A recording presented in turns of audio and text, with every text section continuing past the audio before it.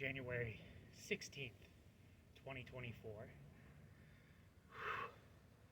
Day 87 overhead press every day.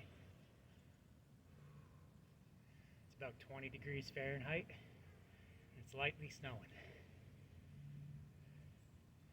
Absolutely beautiful conditions. The whimsical idea for today's session is basically pretend this 95-pound barbell is a kettlebell. And since my left arm is so weird with these barbell presses, I'll do it in the manner that works best for that side. Snatch, press, overhead squat. And then I might drop the overhead squats. Do it as a little single rep complex. Alternating sides.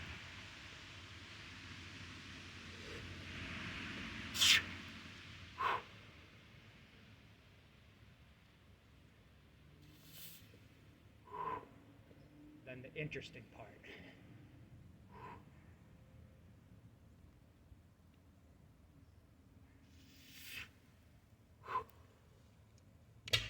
No clue if my depth hit, but that's like the weirdest tension exercise you can do. Turkish get-up is simple compared to a one-arm overhead squat,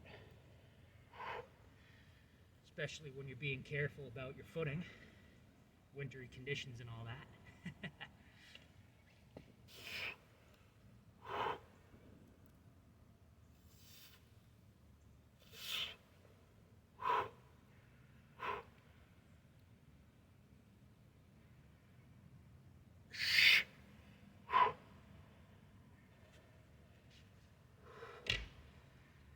Definitely not going to keep doing the overhead squat. Turn into one-arm snatch, one-arm press.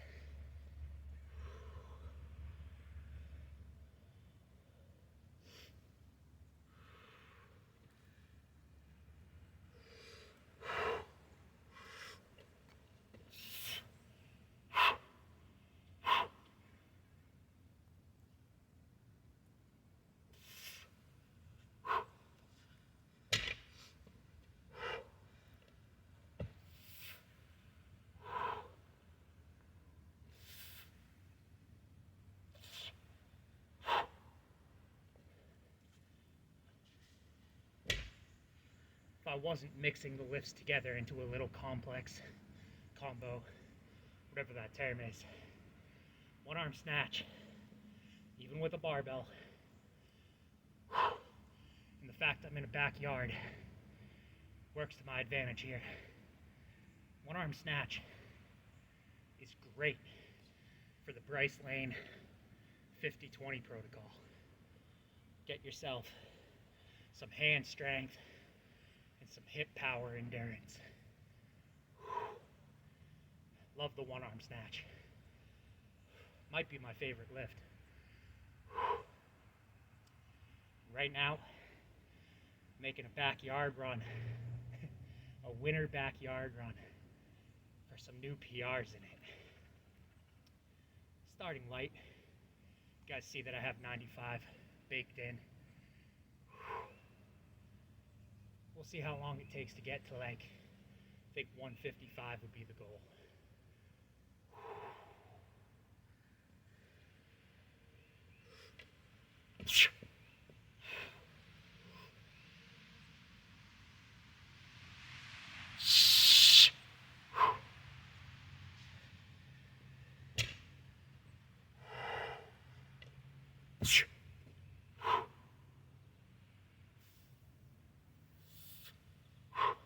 See the difference between left and right arms for me? Very clearly a righty when it comes to that press.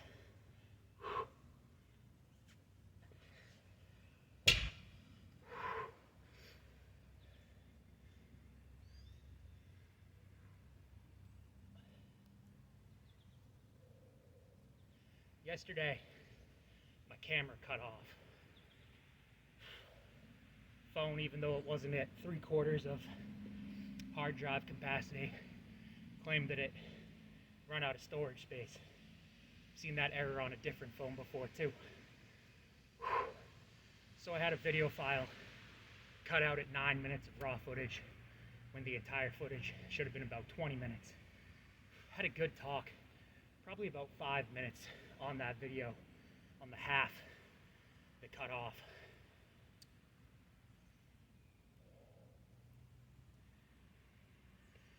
When you start out, the carryover, it's not the right word. When you start out, the gains you get from lifting, it might be purely physical at the start. But as time goes on, the biggest benefit that one gets from training is the mental benefit. Yes, I train every day, but it's not for the physical gains. I train every day because it's a win. Even if I have nothing else going on in my life, the fact that I got down on the floor and did my push-ups, the fact that I get outside, film a video, do some form of lifting here, it's a win on the day. It's me doing something positive in my life. I've realized this for a few years now, that the biggest benefit I always got from the gym, especially the last 5 years or so, it was the fact that when you get a good pump, when you get yourself out of breath, you go into this euphoric state. You're uninhibited. It's almost like you go back to that innocent, in the moment existence that you had in your youth, say 6, 7, 8 years old. I don't work out to be big and strong. It's a nice side effect. Maybe it's that I'm hard on myself, that I view myself as my own norm, but external feedback is that I'm a pretty big, strong guy. I work out because even in the most negative of mind states, having my worst days in a bad way, when I work out, I get that hit of euphoria. On the worst of days, I'll have a guaranteed half hour of that on top of the world state. Instead of being down low, I'll be up high. The worst of days, you get a half hour, maybe an hour, where you're in that great place mentally. It's why, for a very long time, I've done mini sessions multiple times throughout the day, in addition to, it's really just, it's part of what I do. I'm gonna have one, like, quote unquote, lifting period each day. I like lifting weights.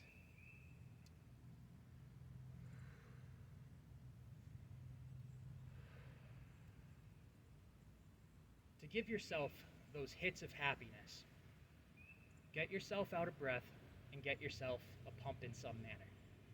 The out of breath's the bigger portion, but the pump can come along with it, and the pump does heighten that state.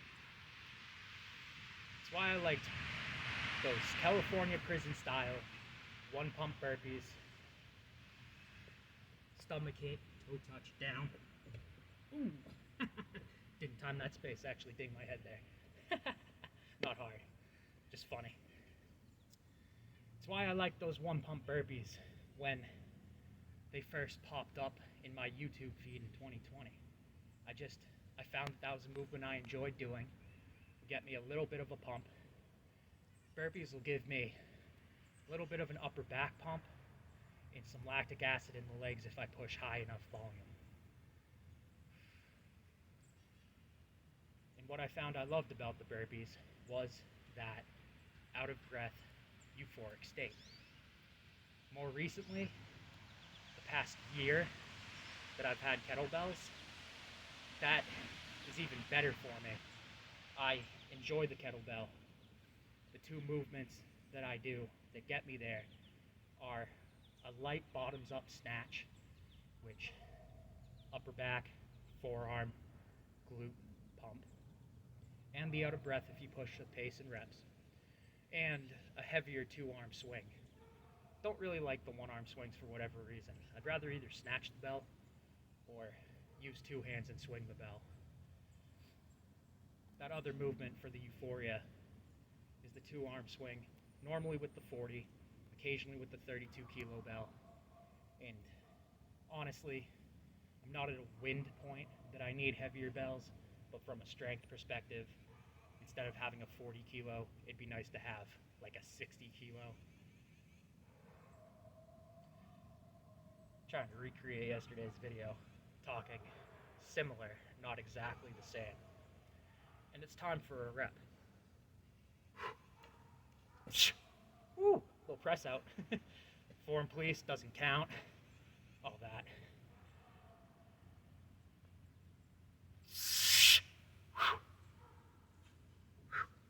And you might wonder,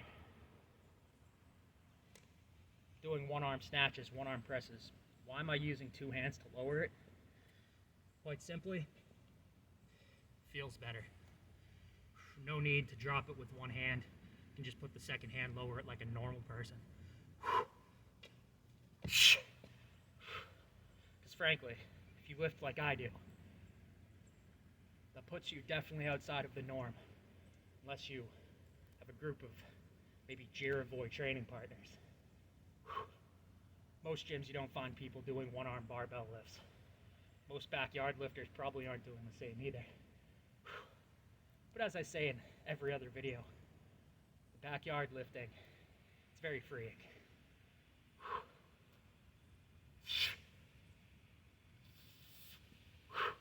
The only witness I have from day to day, some neighborhood dog barking up a storm at me because he don't like me in my lifting spot.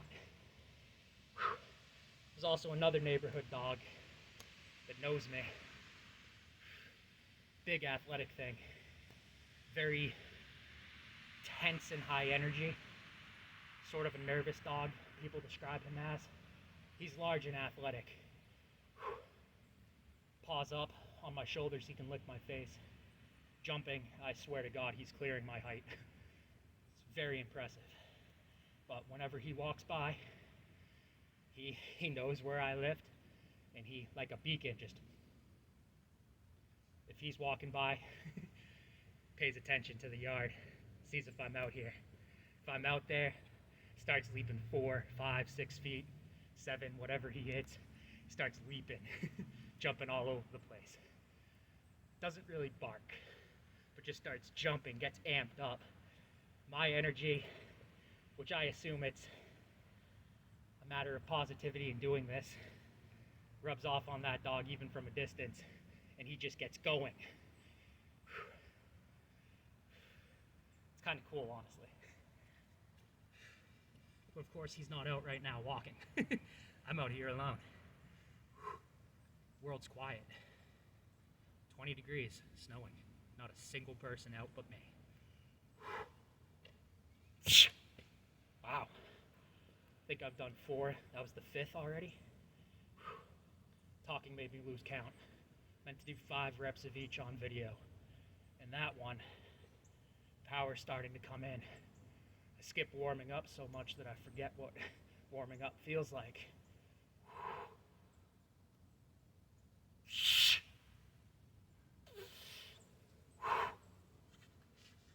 And the press has been hard the entire time on the left side. Is what it is. Snatch was easy on that one though. Didn't take all the plates out. Don't really feel like doing more setup breakdown past the 25 bumpers I have out. Thought I would talk a little longer. Do some one-arm deadlifts to end after I do the snatch and press.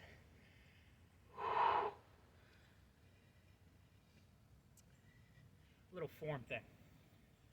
When you do a one-arm snatch, if you have good level flooring, it actually helps to go old school and split for the catch. Shortens the distance some versus catching with power. Don't really have that since I stand on particle board on mostly uneven grass. But if you feel like doing a one-arm snatch, and you're indoors inside a gym with actual square footage, try that. You might like it. The other thing, you're only having one hand on the bar, obviously. If you feel like going for full power, for full pulling power, have this hand float off at your side somewhere. If you're going for a max one-arm snatch, or not purposely trying to make it all pull, your free hand goes on your thigh, because you're actually engaging the side that way. 95 is light enough that it doesn't matter to me either way.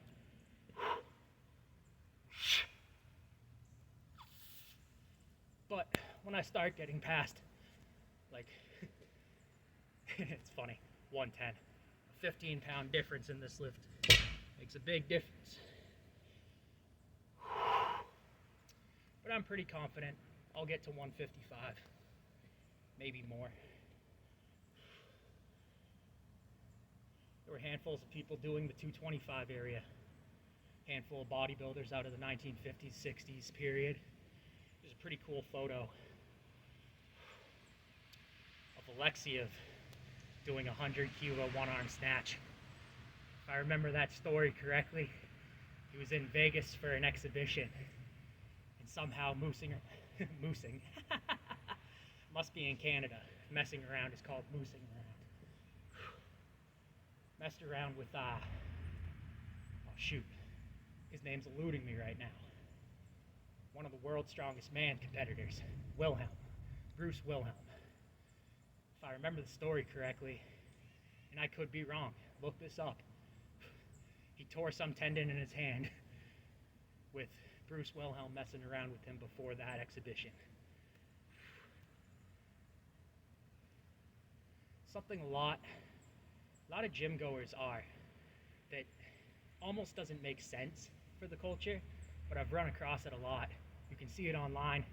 I've seen it with myself, a co-worker who I also knew from the gym way back. A lot of us who lift weights are big history buffs. A lot of us do a whole lot of reading, whether that's science-related reading, historical anecdote-related reading, both.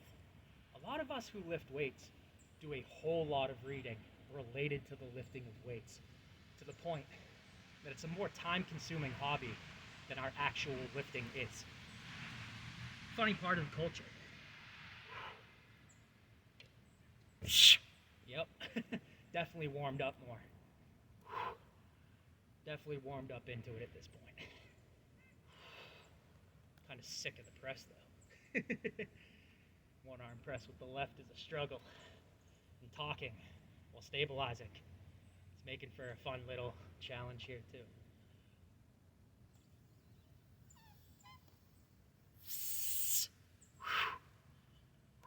Air pressure coming out.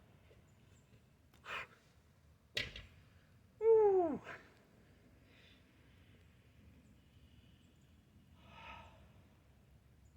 I love it outside. Probably say that every video, but man.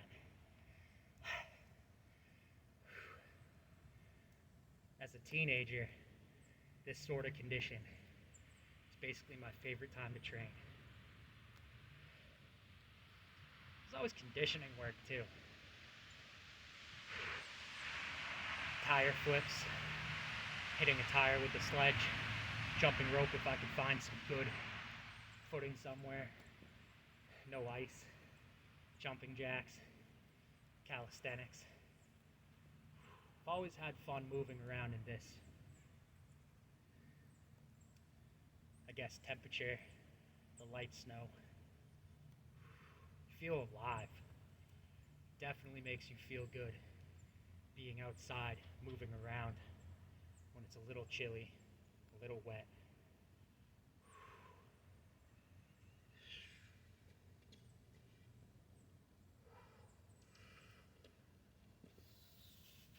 Almost a muscle snatch.